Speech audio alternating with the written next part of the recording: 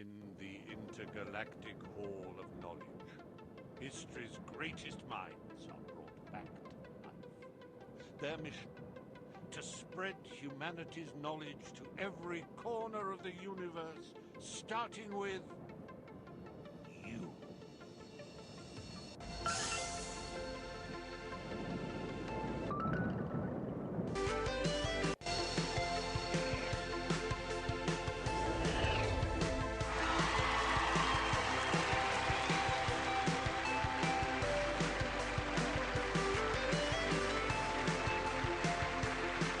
Ladies and gentlemen, put your hands together and welcome to the stage, direct from the 20th century, the man who puts the fizz into physicist Albert Einstein!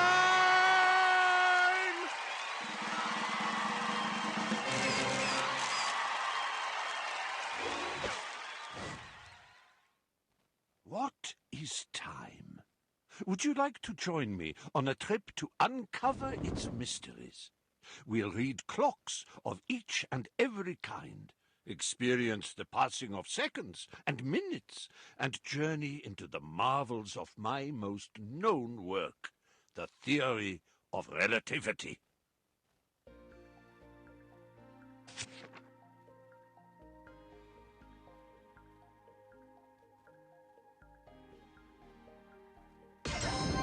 The cadence of clocks.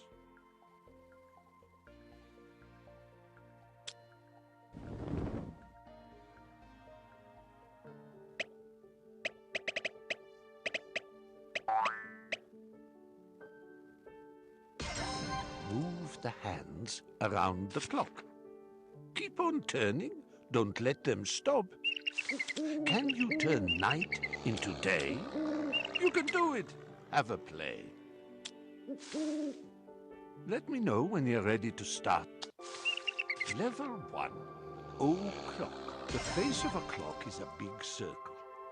The numbers 1 to 12 are written around the outside.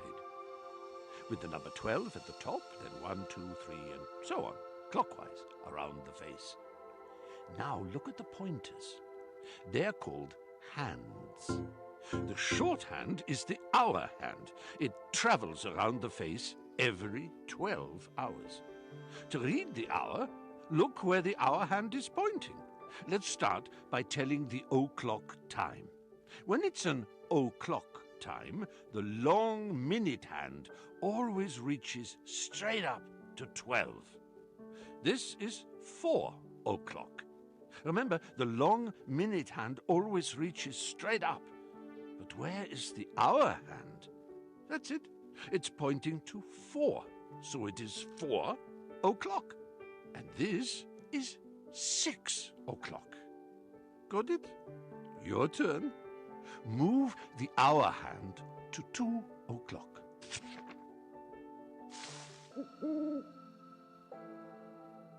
You did it! Move the hour hand to 1 o'clock. Fantastic!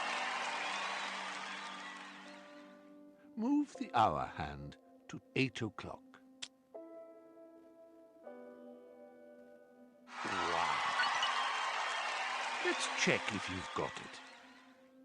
Move the hour hand to 10 o'clock. Nice work! Move the hour hand to 9 o'clock. You rock! Move the hour hand to 7 o'clock. Very good! Ready to try by yourself? Move the hour hand to 5 o'clock. Spectacular! Move the hour hand to 11 o'clock.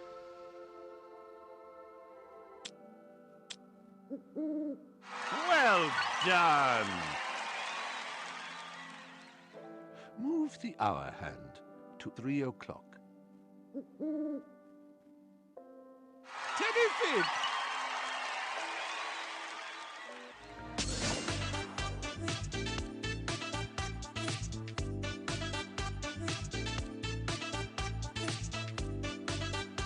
Boosted synaptogenesis.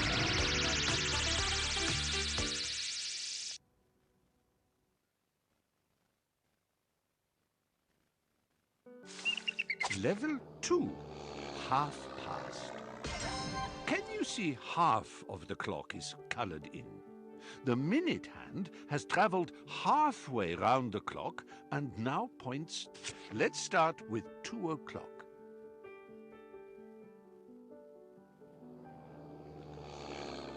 Now try half past. Do a full rotation. Marvelous! Let's start with 4 o'clock. Now try. Do. Perfect! Let's start with 12 o'clock. Now try 12:30. Outstanding! Let's see if you can do it. Let's start with 6 o'clock. Now try 6:30. Excellent! Let's start with 5 o'clock.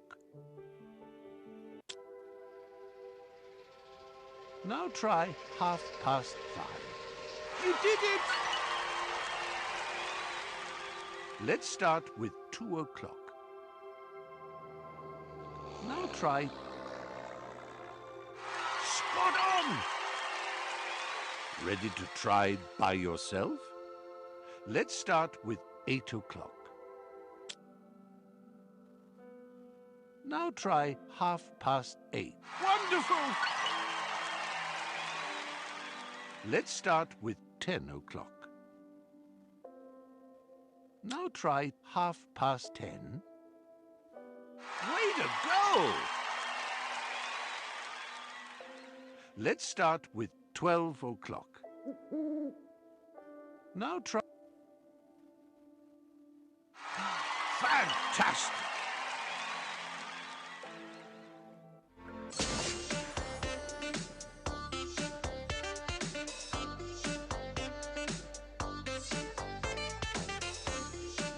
Boosted synaptogenesis.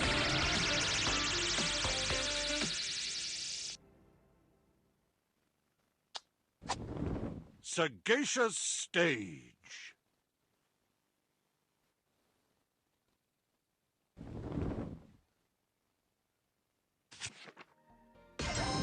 The sensation of seconds.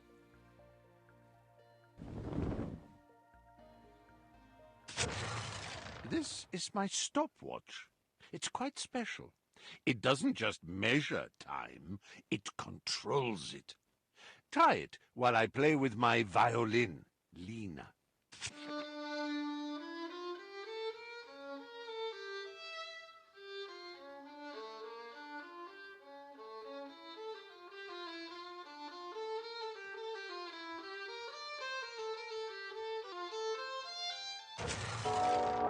Look here at my fantastic clock. Its pendulum is broken. Let's fix it. Tilt the device left and right to swing me further to each side. No need to touch the screen. Move your hands and watch me swing.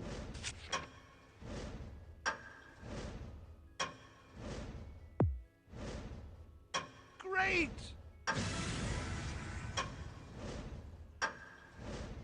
Every second counts.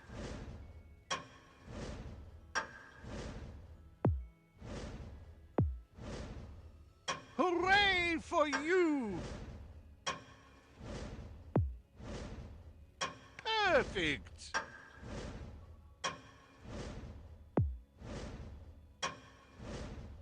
You've got rhythm.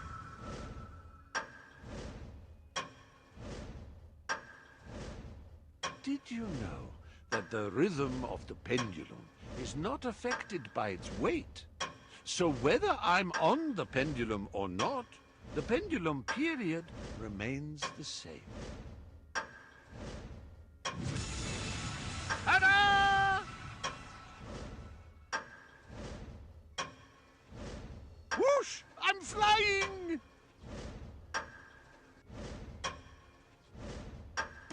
Brilliant!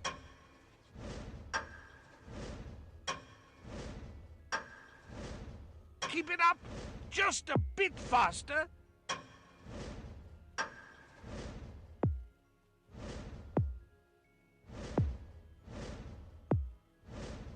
Don't slow down! I'm bored.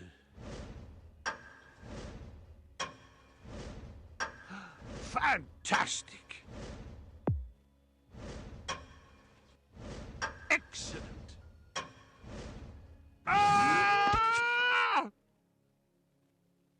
Are you kidding me?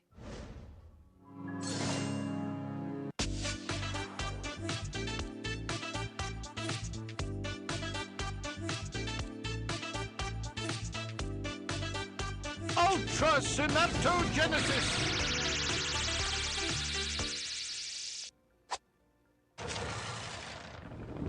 Sagacious stage.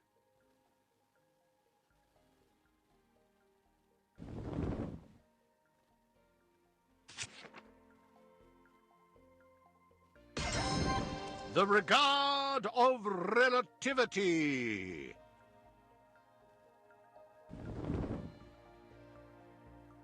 Well, hello again, my fantastic physicists. I always say life is like riding a bicycle. To keep your balance, you must keep moving. And for moving objects, everything becomes relative. Which leads me on to one of my finest stories, called On the Electrodynamics of Moving Bodies. Have you met Hans and Edward?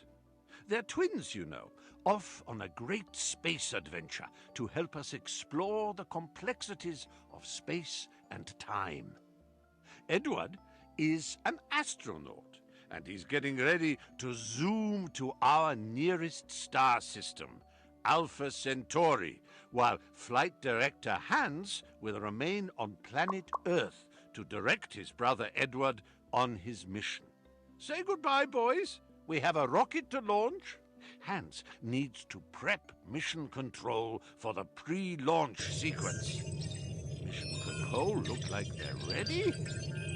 So many buttons.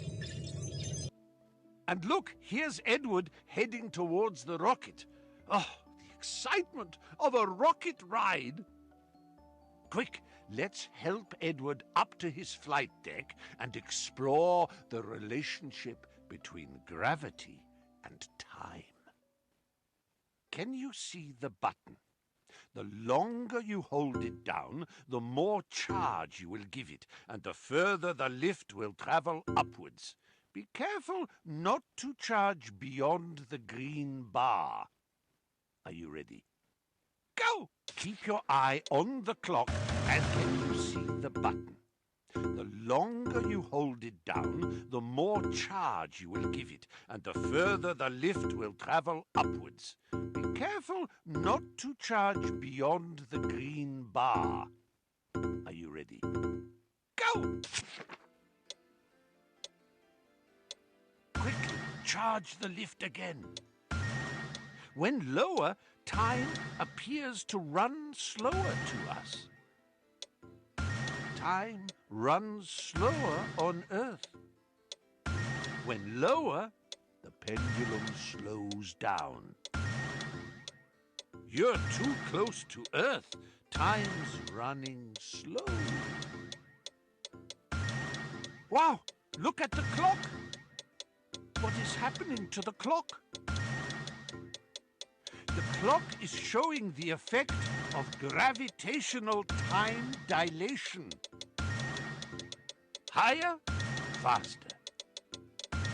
You did it!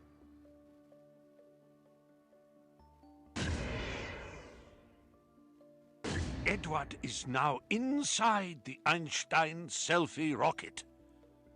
Activate main engine. Ready for launch in T-10, and onboard computers have full control. 7, 6, main engine activated. 3, 2, 1, and liftoff! Einstein's selfie rocket is on its way to Alpha Centauri. Safe journey, Edward. Bon voyage. Wow, what a blast! So much energy. Gravity didn't stand a chance. Alpha Centauri is quite a distance from Earth. We'll have to speed up a lot to get there in time. Can you see the distance to Alpha Centauri at the top? We need to get Edward there. Move the spaceship by swiping on this area quickly and repeatedly. You'll have to go as fast as you can, but be careful not to break the laws of physics by reaching the maximum speed of light. Ready to swipe? Give the rocket more velocity. Can you see the rocket contracts as you get faster? Faster speeds mean time passes slower. The clock is showing the effect of velocity-time dilation. A bit more velocity. What you see before your very eyes is length contraction. Oh no! You're breaking the laws of physics! You brought time to a standstill!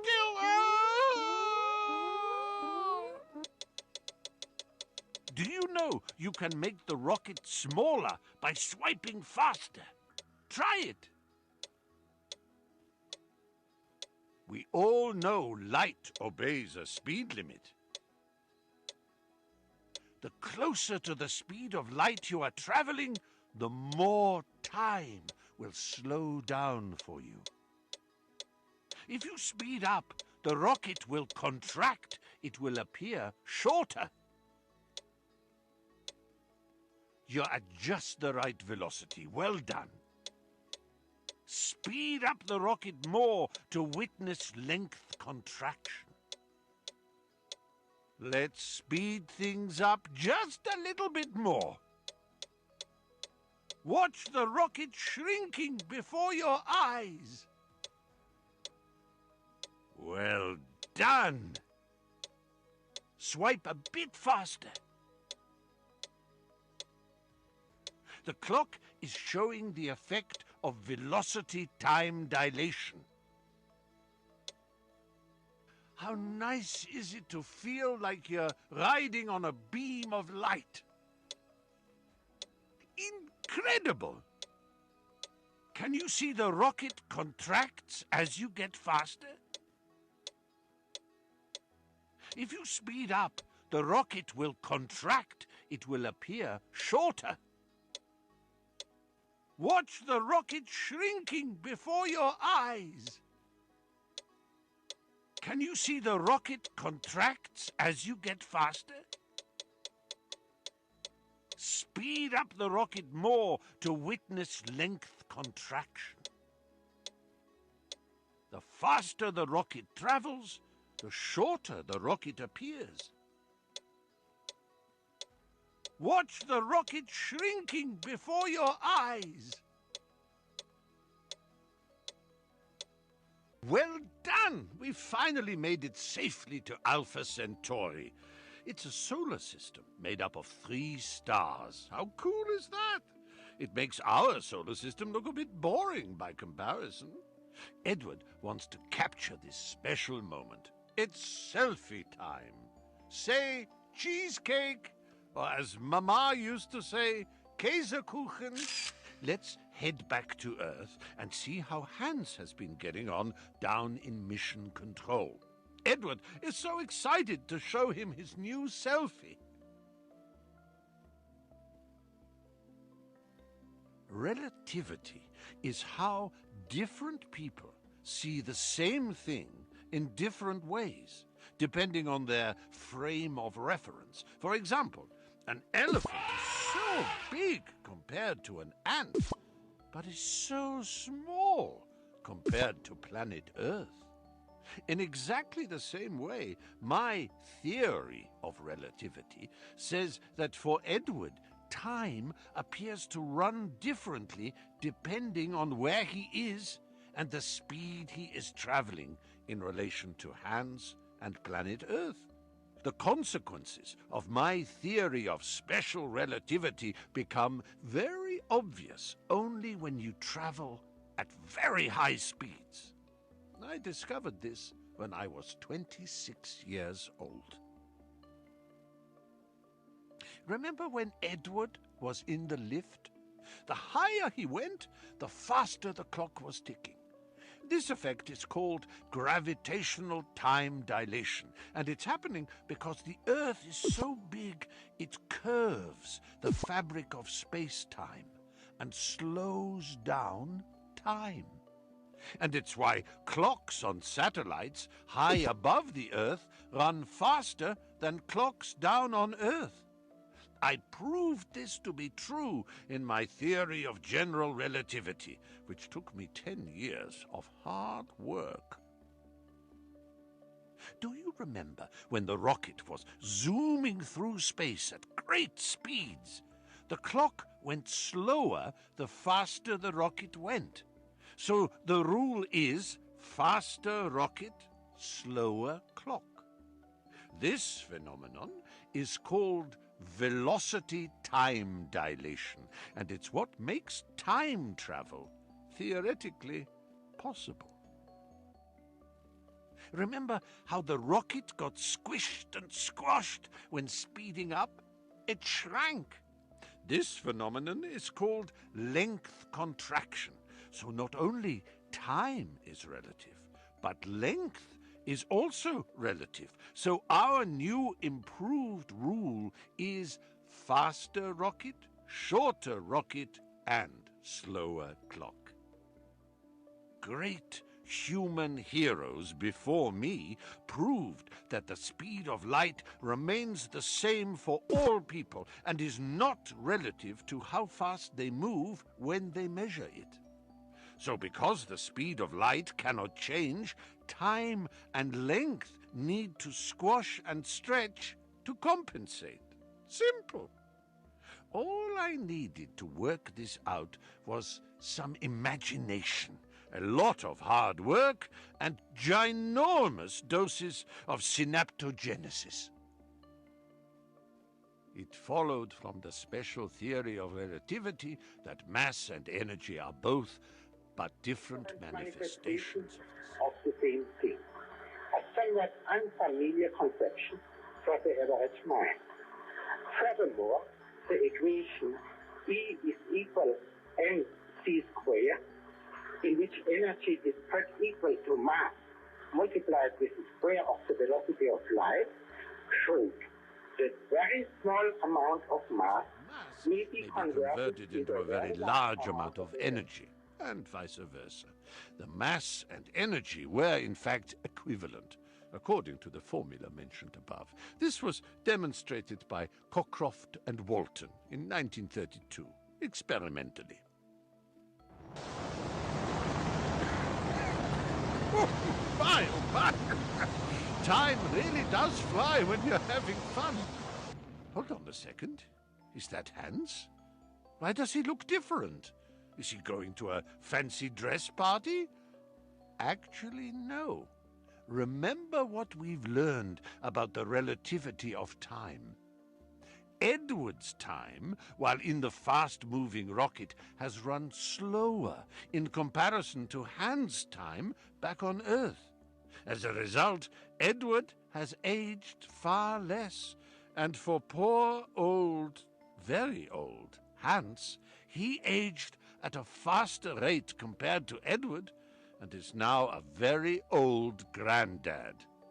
I know that my story sounds incredible, but we have very strong evidence that my theory of relativity is true. But remember to never stop questioning.